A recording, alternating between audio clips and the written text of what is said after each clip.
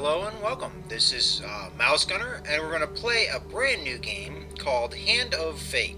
Now, Hand of Fate has been in early access for a few months now. I think it came out in July of 2014 as at the very earliest access that was available on Steam.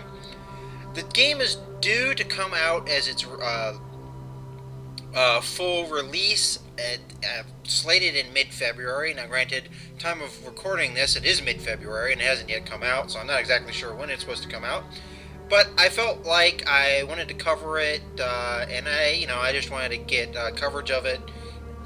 More than likely, the next time I do a video of it, it will be fully launched. If that is indeed what I understood from the update news that I saw on the Steam page. In any case, what is this game? Well, it's a very unique game from what I've seen, and honestly, this is my first impressions. I have yet to do really anything in the game, so we're going to have to see together what it's like. I have seen a little bit of how this game works, but I haven't actually played it myself. So, let's go ahead and get into things. I haven't done any missions yet, so this will be the first mission. The game begins. One lives and one dies. Let us see what you are made of. Alrighty, so we're going to do our first mission. Here is the first member of my court, the Jack of Dust. 12 in all must fall before you may challenge me. Okay, so the Jack of Dust is the bandit leader. Is stronger and faster than most bandits encountered. He can become enraged, making powerful, unblockable attacks. He also inspires his followers to steal gold on each hit. So, and then there's a little bit of backstory. To the fray. So essentially, this is what the guy that we're going to be our boss in this particular playthrough. So, what is this game? And I felt like, before I discussed too much what this game was all about, that we saw kind of a demonstration of how it is. So, what you're seeing here is it's... Cards fall where they may. It's kind of a card game. We begin. But the cards determine your essentially your playthrough. Essentially, it's kind of like a randomization. And what happened is based on what cards you are. So I'm the little gold figure, and when I move to the next card, that card will be revealed, and we'll see what happens. Now we can see my inventory. You can always review your cards here. And my character. Now, essentially, I start with a rusty axe as my starting equipment and some light armor, and that's pretty much all I have to start with, and my health, my food, and gold. So I've got 10 food, 100 health, and 0 gold. Now the food will be expended every time I move, which we'll see here in a second. So when I flip over this card, I lost 1 food. Fair Merith. I'm not surprised to find that this encounter remains vivid in your memories. So now that I have landed on this card, we get to see whatever happens as a result of this card. So one day in a shady forest, you encounter an elf maiden. She stops to greet you. I'm Merith of the Forest Folk. My people have long helped the mortals of the realm. What boon would you ask of me? So I get to ask one of 3 choices. So essentially the way this game is it's kind of a choose-your-own-adventure, and the way the cards play out. We'll see how the battles play out too, because that's another aspect of the game. So I can ask for longer life, ask for supplies, or ask for gold. Well, these two are pretty straightforward, and I can kind of guess what the longer life is. And I'm going to assume we get more health. That seems like the more useful out of the bunch, so we'll do that one. As you wish, Merith mutters and waves her hand. A light shines from your skin. The dealer draws you 1 max health gain card. So, okay, so this is kind of randomized as well. So he's going through his deck until he finds a health card, and then I get whatever that card is. So I gain 5 health. A little extra health, but it is only a momentary respite. Okay. So that increased my maxed health by 5, and it also increased my current health by 5. The greatest of magical artifacts were forged long ago and have only limited uses before their power is spent. Use them wisely, and they may guide you to victory. Farewell, mortal. Take your time if you like. I've waited long enough. And a lot of this game is kind of the banter you have with the card master, or whatever you want to call him. So now we have our next card. Now, as things get more complicated, you'll have different choices, but obviously I only have one choice. Of course, I could move back to the stairs, but the only real benefit of that would be to lose food, so if that's a benefit. Alright, so now we have our That next first moment, card. that glinting weapon, the call to action, to adventure. Truly, there is nothing like it. So, let's see what happens with the Twisted Canyon. You see a weapon glinting in the sunlight lying next to the skeleton at the bottom of the canyon. The walls of the canyon are covered in thick vines, perfect for climbing. Alright, so I can climb down to retrieve the weapon, or I can leave it. Now, there's a possible risk of me doing this. I might fall. So we're going to go ahead and climb down, because nothing ventured, nothing gained. Okay, so I have a chance of success. Choose from these options. Okay, it looked like the failure card went here, so... And I was correct. So, just by having a watchful eye there, I could see where the failure card went. Climb down to retrieve the weapon. Very carefully, you make your way to the bottom of the canyon. So, I get to draw one weapon card. Okay, so, again, it's going through my deck. This is my inventory deck. Until I got the first weapon in my deck, which is an axe. So, I get this axe, and I can now equip it if I want to. So, this is my old axe, which is a rusty axe. It only does 20 damage. Now, this one is 25, so obviously, would you like to equip the axe? I say yes. A moment to savor. Okay, that so will make you much more effective. So we don't have combat yet. Okay, so Mr. I was Lionel. never a fan of illusion or pretense. All Here, right. I'll make an exception. So let's see what this is. Okay. While I was enjoying your evening meal at the local tavern, a strange old man takes a seat next to yours. He taps your shoulder quite painfully with his wooden staff to get your attention, and you notice that he appears to be a goblin, poorly disguised as a human. His wizened face grins at you with a hint of madness. My name is Mr. Lionel. If you give me what I need, boy, I'll conjure up your heart's desire with this wizarding wand of my own creation. Okay. He cackles uncontrollably for a few moments, then sits patiently waiting for your answer. Now, the problem is here, I don't know what he's going to do. So, I can give him the bread from my plate. He hasn't asked for it, though. He can ignore the goblin. That doesn't sound like a good choice. Or I can ask him what he needs. Well, that sounds like a good choice because I don't really actually know. Need? I need to help you. Mr. Lionel taps his staff on the ground, and the shield materializes at your feet. There you go, old bean. He smiles a warm grin that revealed all his chipped and yellow teeth. Your face reminds me of my son. I haven't met you before, have I? So, I pretty much got a I shield. cannot expect you to get by without some protection. Okay, so the shield with the trait allows the hero to reflect projectiles back at the attacker. This must be performed while precise timing as the projectile draws near. So if I press the Q key, I can reflect things. Now, this is kind of getting into a hint of, the combat that will come later. Counter. Weapons with this trait allow the hero to counter their foes' attacks. Again, the Q key. Look for the green attack indicators above the foes. Press the Q key to counter. So shields are pretty important, and I didn't start with one. So, You can now reflect your opponent's ranged attacks using your shield. Make good use of this skill if you wish to survive. okay, thank you. Then before you can stop him with inhuman speed, he snatches a pickled onion off your plate and sprints out the tavern door. Alright, so we didn't get any combat before our boss, which is interesting. Let's just make sure we have the shield equipped. Yeah, it looks like we do. So, let's close our inventory. And let's go to the next room, which is Every step you the stairs to take the next consumes level. food, but you will also heal as you proceed. Okay, so that's good to know. So I guess there's another floor to this. So I can take the stairs or I can turn back. Well, there's nowhere else to go, so I'll take the stairs. You embark upon the next leg of your adventure. Okay, actually, Your journey is well begun. I didn't This realize is what I was looking for. I didn't realize there would be You multiple show floors. some aptitude for the game. So Perhaps this will not be as boring as I thought. So apparently there's that first floor was just because this is kind of like the tutorial mission.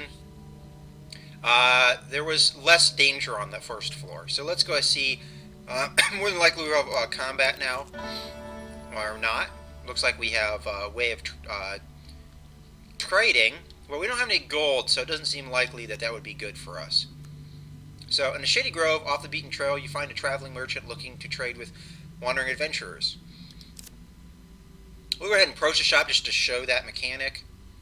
Greetings, wise traveler. I have much to offer you.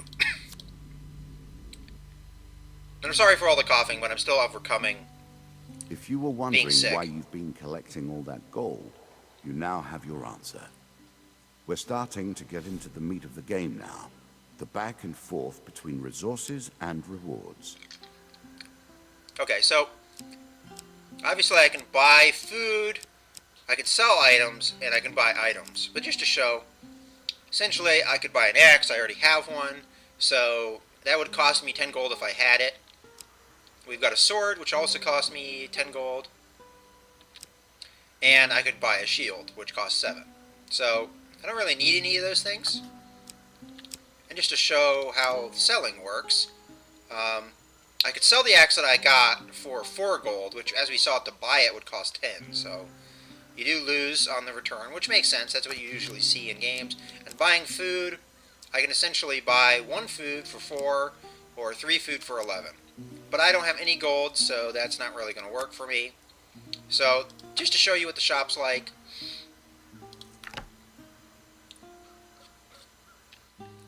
I really love the card-based mechanic of, generating what you encounter. It's a really fantastic, so it looks like I have 2 choices here. I can go this way or this way. I'm thinking, to make sure I encounter everything, I'm going to go this way. But I don't really know. This could be the stairs. So, a winding trail. Ambush. Hardly fair, is it? Okay, so it sounds like we're going to have finally combat. Okay, suddenly a tree falls across your path, blocking the way ahead. The dealer draws you 1 monster card. Okay. It looks like I had a choice, but I don't have any gold, so... Weapons bristle from the trees around you. Their wielders, faces obscured by the undergrowth. Give us all your gold or die. Well, I don't have any gold, so I have to attack the cowardly band for daring to threaten you. Alright. Attack the cowardly band for daring to threaten you. You shout a battle cry and raise your weapon. So we get to see how the combat works. I actually don't know what the controls are, but based off of some of the things I've read so far, I can kind of guess at what some of them are. It sounded like left mouse button is our attack, WAS and D is probably move, and Q is our block, from what I gather. Okay. So, the cards are generating both me, and you see the cards from my equipment kind of going over me, and the opponents. You can now counter your opponent's attacks. Okay. Hit the counter button when you see the flashing indicator. Okay, so the only thing I didn't know about was the space bar. Excuse me. The space bar, which is a dodge roll, and the right mouse button, which is a stun. Alright. Okay. Alright. Alright, that was the counter.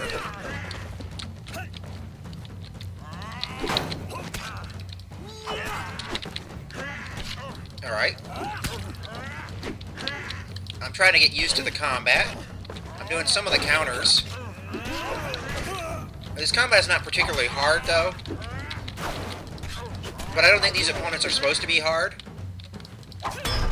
I think as you go through and you beat bosses and unlock stuff, the combat will get harder and harder and the opponents will get harder. So this is essentially the first mission, or the first campaign. So not all that difficult as far as the combat goes. It looks like I got hit once. So search your bodies for loot. The dealer draws 3 gain cards. So that's the treasure, I guess. So I draw 1 equipment, for that. which was just straight off my deck. Looks like a weapon, but effective nonetheless. Looks like I just got another axe, so that's not really any benefit to me. There's no point in equipping it. That's the same thing I already have. Is that what you're going to do? I gained 5 food, which is good because I was kind of running low. And I gained 15 gold. Okay. So, well, I don't have a choice. I'm going to go this way. Now, when I use food, I'll heal, according to the mechanic. So I gained 5 health back. I'm sure it's not called Dead Man's Gorge without reason. There might be another combat here. While crossing the ancient rope bridge of Deadman's Gorge, you hear sounds of movement from below. It's an ambush. Draw 1 monster card. So same thing as before. So 2 of dust. So I'm going to assume that means there's 2 enemies. Last time it was 3 of dust, and we had 3 enemies. So makes sense.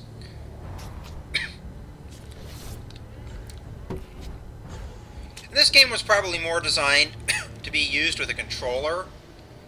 So combat's a little clunkier. So that was a good counter by me. Ah, that was bad damage.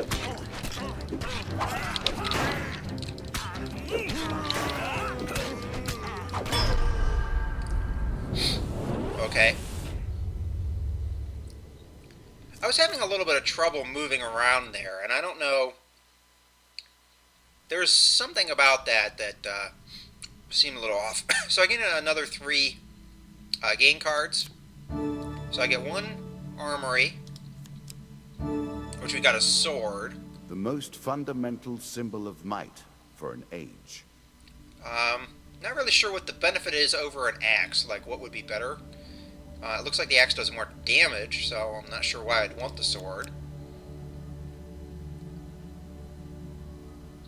Looks like, yeah, that's pretty much the main distinction, so... Unless there's, like, a speed to the weapons, but it doesn't say so. So I gained 3 food. And I'm going to guess an amount of gold. Alright. Now that shop didn't have anything for me that I would really want. And here's the Jack of Dust, so... You have reached my first champion. A good man, driven to madness by a war that took all from him. Wife and child, kith and kin. From such dark and brittle iron, I forge my tools. Now we see your metal. Alright, so this guy, it said something about how he can go right through blocks with his attacks, so... This token will unlock more cards if you can defeat this encounter. Alright.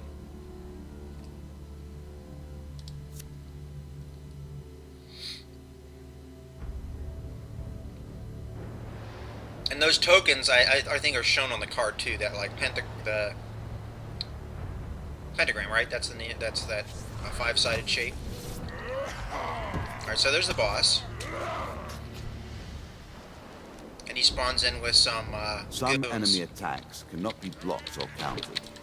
Get out of the way or stop them with your own counter. Oh, I was trying to.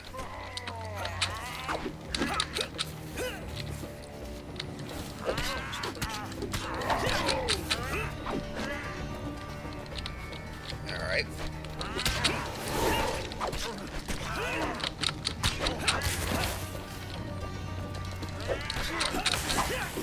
So those red attacks I can't block. Only the green ones.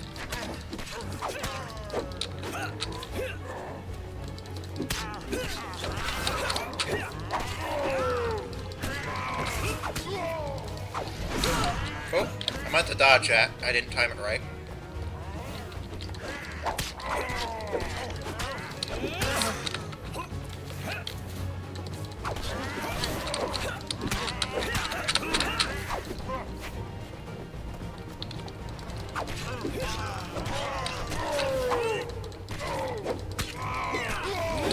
Oh, I should have dodged.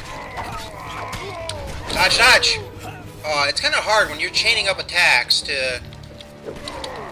Seems like it's not a good idea to chain up attacks.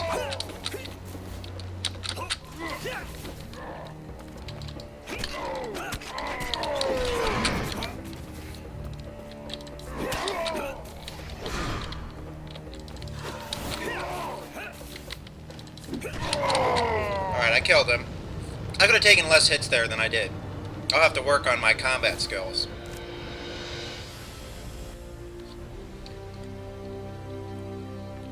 Down into the worms with him. Perhaps there is peace for him in the grave, poor soul. So, One champion has been sent to the cabinet. Yet we are only at the start of our road. You will face 11 more opponents who will test your strength, your memories, and your resolve. Few fall at the first hurdle. None reach the last. We have wagered, and you have won. You may claim your rewards, yet I will also claim mine. As you improve, so do I. Balance must be retained.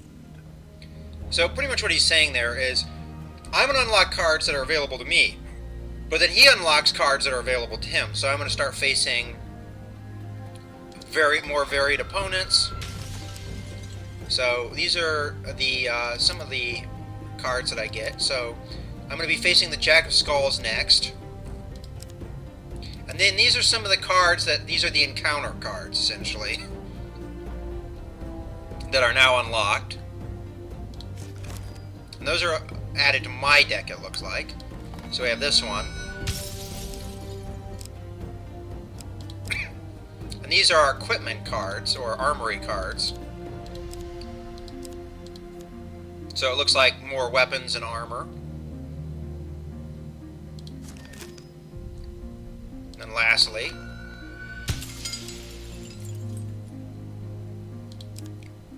so I think these are part of his deck now. So Bandit Attack, Goblins, and Maze of Traps. And there you go. Shall we deal again? So that's one playthrough. So essentially, the way that this game boils down, now that you've seen the game, is it's kind of a roguelite, procedurally or randomly generated campaign where you have each playthrough is separate, and as you do more and more playthroughs, you unlock more and more cards, which give you access to more items, but it also has you encounter more things and enemies. And then the combat system, it's kind of a simplistic, hack and slash, which is not normally, something that I'm into a lot of, but it's the overall, feel of the game, and that really cool feature of just the fact that that your campaign is the cards, and the cards, when you flip over each card, that determines what happens to you in each mission. And that's, to me, it's really interesting, and I really like that aspect of the game. And I hope you guys enjoy this. If you do, I will continue to do playthroughs of this. I might do at least a few more playthroughs, and depending on what kind of reaction I get from it, I might do even more. In any case, I hope you guys have enjoyed this video. This is Mouse Gunner, signing out.